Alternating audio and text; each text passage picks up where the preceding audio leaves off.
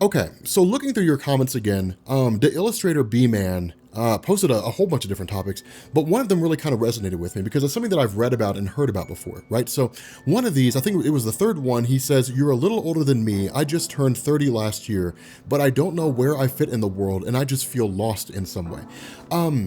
Okay, here's the reason why this is interesting to me. And again, I like to preface these videos by telling you guys, reminding you guys, I'm not the definitive standard when it comes to this stuff, right? Like, you know, in a lot of ways, I'm flying by the seat of my pants just like everybody else. But I do have a little bit of experience I like to bring to the table. But when it comes to something like this, like I've been down this road before, right? Like the feeling of being lost. And for those of you guys who've never really experienced this, who by whatever manner and whatever means, kind of had your life on lockdown from like the time that you were old enough to decide what you wanted to do to like the time that you started doing it.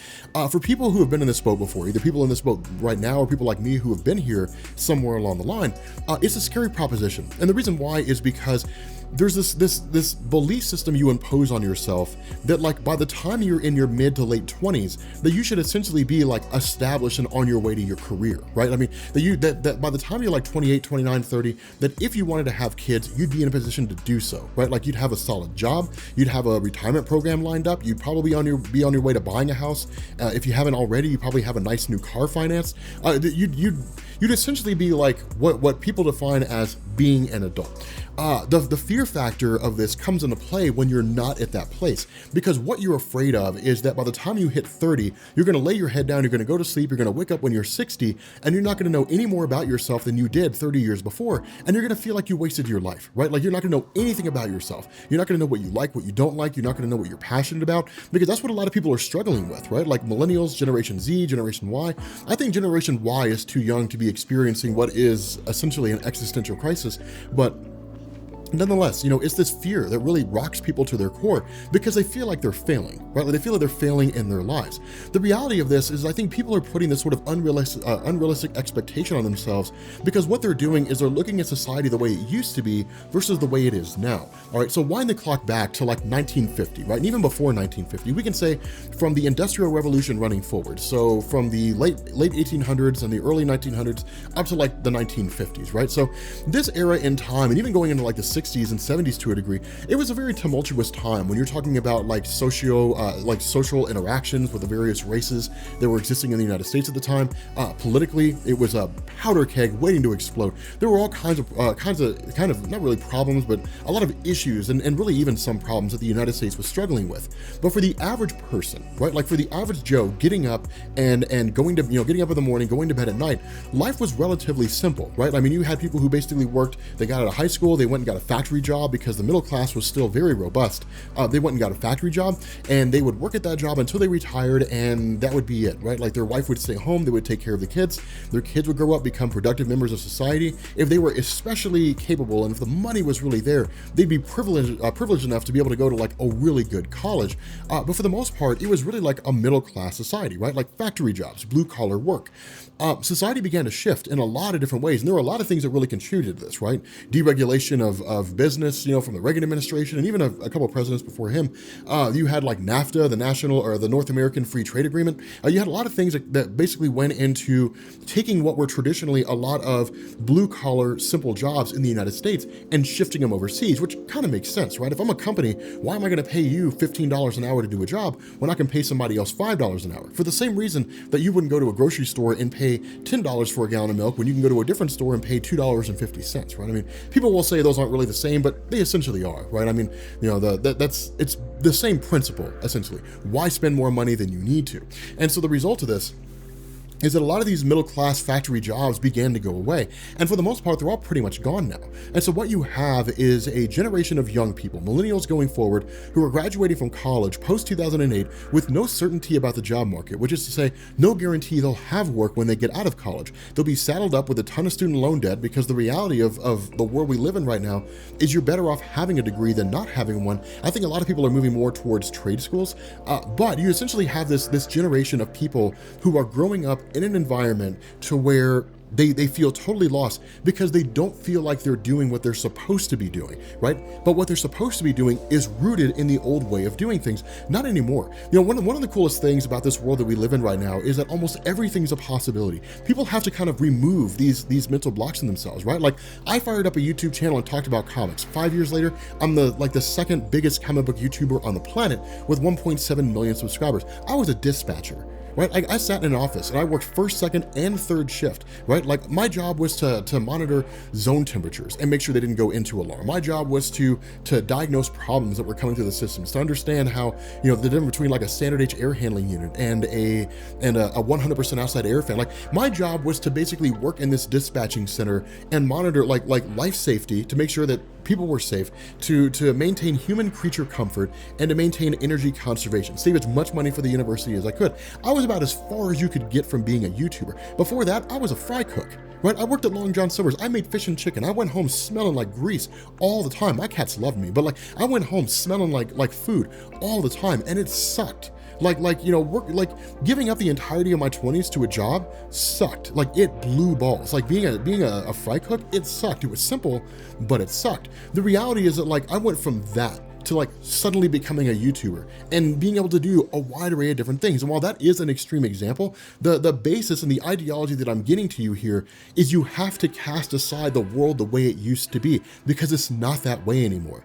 There's a litany of different things at your disposal, but what you also have to understand is it takes time. And that's one of the things that I think a lot of young people in this generation struggle with, right? Because you have instant gratification. Like, at any given point, I could go upstairs right now into the bathroom and I could say, Alexa, give me the news. And in the span of 2.5, 3 minutes, I can basically learn between Reuters and let's see, what is it, New York Times, and maybe a couple other news outlets that I follow, everything that's happening in the world right now, at least all the big talking points, all the major focal points, the trade war between Trump and China, what's going on with Democrats basically winning like the court cases that will allow them to, bust through and see everything that's going on with Trump in terms of everything that he's been doing, and the Mueller report, and whether or not Trump will get impeached. Like, I can keep them on all that stuff. Who's the most likely person to receive the Democratic nomination for president? Is Trump actually going to run for re-election? There's a lot of things that I can learn from the business sector, from the technology sector.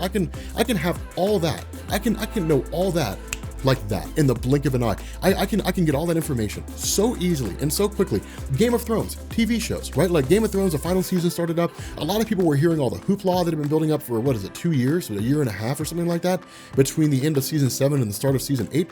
And a lot of people jumped onto HBO. They literally got HBO Now, or whatever it is, got the subscription for the sole purpose of binge watching through all 7 seasons of Game of Thrones, getting ready for the newest one, watching that, and then canceling it. They were able to run through 7 seasons of a show, just sitting down and binge watching it. Like, Netflix provides the exact same thing. It's the ability to easily access things, right? It wasn't that way. I remember back when Star Trek The Next Generation was on TV. I remember, what was it, season 3, the end of season 3, the best of both worlds. It was part 1. Picard becomes a Borg at the end of the best of both worlds. You had to wait like a year for season 4 to start before you could find out what happened, right? You had to wait like a year, and it was crushing. It was like, dude, this sucks. But and for those who were like hardcore fans, sure, like that was awesome. I enjoyed it, and you can still do it to this day.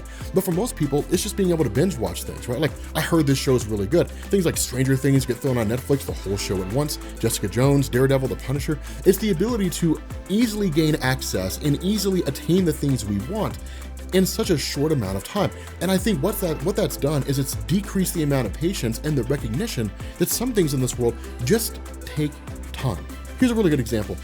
I would say to this day, like right now, at the time I'm making this video, probably like the top vlogger on YouTube, which is to say a person who takes a camera or a series of cameras and documents their life in any particular situation, is a guy named Sam Kolder. This guy runs a channel called Cold. All right, this guy's transitions, the music he chooses, the voiceover work he does, the shots he gets, it's spectacular. Like, it's one of the greatest. It is a fantastic channel. I think it's the cream of the crop in terms of channels that are aspiring to basically create this cinematic merging with vlogs, right? Having said that, I do want to get to that level. I don't want to really be Sam Kolder, but I do want my vlogs and the kind of videos that I make, once I actually learn to understand and shoot B-roll, to get to a point that when people make lists, like, who do you think the best, best guys are, or something like that, my name will be among those people that get listed. It's a goal that I'm shooting for. But that will take years, right? Like that'll take 3, 4, 5, 6 years, depending on how much work I put into it and how often I go and shoot. It'll take a long time to be able to get to that point. And that's the nature of the world that we live in, guys.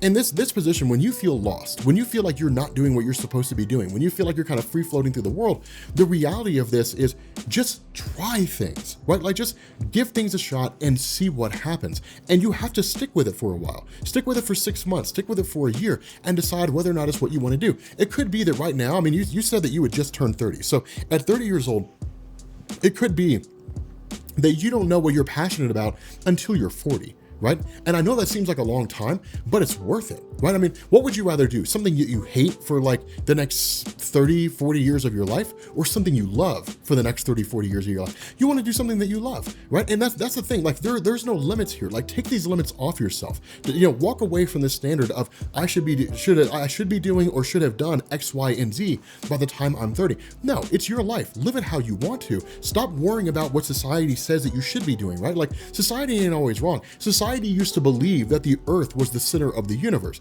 Just because society says something does not mean society is right. And so because of that, like live your life, just do your thing, just go through and try a wide array of different things, because it could be that you're working a job at a factory right now, and maybe you're like one of the, working a job in Kentucky at the Toyota factory, or down in Tennessee at a Nissan plant, or something along those lines. You could be working any one of those jobs, and it may be that what you're passionate about is web design. Maybe what you're passionate about is being a key grip in a Hollywood film. Maybe what you're passionate about is being like a director of photography, right? Like you have no idea. Maybe what you're passionate about is being a paleontologist and digging up dinosaur bones in the Arizona desert. Who knows? But the only way to know is to get out there and figure out what it is that you enjoy. Now, does that mean that you should go and get like a bunch of degrees in different things? No, but I mean, get as close as you can to trying that without actually having to like go through years of study, right? Because I mean, take for example, something like medical school, right? Like you don't want to sit down and say, well, maybe I'll enjoy being a doctor. So I'm going to go to college, I'm going to get a bachelor's degree, and then I'm going to do a whole bunch of like different, volunteer jobs and things like that. So I'm well-rounded. And then I'm going to apply to medical school, which could take me 1.5 years, 2 years to get accepted to. And then I'm going to actually go through medical school, which is 4 years. And then I'm going to go through a series of like fellowships and internships, which are another, anywhere between 4 to 8 years. And then I'm going to have my own practice. So 50 years old, you'll be a doctor just to see whether or not you like it. No. Just go take just survey medical school courses, or just shadow doctors or something like that. I mean, just go there and say, hey, look, I'm trying to figure out this is something that I want to do. Can I shadow you? And just shadow them. I mean, that's it's things like that. Make vlogs and just see whether or not you like it. Don't even worry about subscriber count. Don't worry about your channel growing. Just make vlogs, make like 100 of them, and just expand your craft and see whether or not you like it. Shoot different kinds of B-roll. It may be that you don't want to do that you just want to do something else. Who knows? But the overall gist of this is you literally, this is a point in your life, between your 20s and your 30s, this is a point in your life when you're just grabbing things and you're throwing them against the wall and you're seeing what sticks. That's basically what you're doing. And then in turn, you're trying that and you're seeing if you like it. And if you do, stick with it until you don't, until you realize that you're not that passionate about it. If it turns out that you are definitively passionate about this, stick with it and just keep doing it. But the only way to know is to try. That's the only way to know, to really figure out whether or not, what your place is in this world, is to go through and just try things and literally figure out, where you fit in here. And this sort of, this sort of social hierarchy that we have in our lives. So just try different things, experiment with things, see what you like, see what you don't like, and just kind of go from there, right? Like, don't live your life according to somebody else's standard. Live your life according to your own. But with that being said, guys, we're going to bring this video to an end. Hopefully I did a good job of at least addressing this. I mean, I don't know if there was really any question to be answered here, but hopefully I did a good job of addressing this. Let me know down in the comment section. And yeah, I will catch you all later. There's no denying what we want.